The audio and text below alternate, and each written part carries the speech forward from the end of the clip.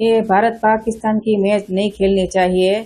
और ये अभी तो नरेंद्र मोदी सिंदूर ऑपरेशन अभी पूरा नहीं हुआ है, तो ये मैच की क्या कहाँ से बात आती है? बात आनी नहीं चाहिए कि अभी तो नरेंद्र मोदी जो कर रहे हैं, ये सिंदूर ऑपरेशन शुरू है, अभी पूरा तो हुआ ही नहीं, पूरा होने वाला ही नहीं है।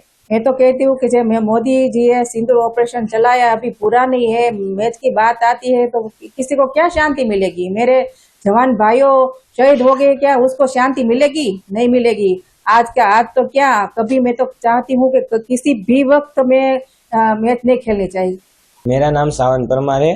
मैं भावनगर से हूँ। जो पहलगाम में घटना घटी उसमें हमारे घर के 2 सदस्य ने जान गुमाई है। उसके साथ पहलगाम में 26 लोगों ने भी जान गुमाई है। और ये हमें अभी पता चला कि पाकिस्तान के साथ और भारत की मैच है, तो पाकिस्तान के साथ कोई भी जात का व्यवहार होना ही नहीं चाहिए। आज कल या भविष्य में कोई भी जात का व्यवहार होना ही नहीं चाहिए, क्योंकि वो आतंकी देश है।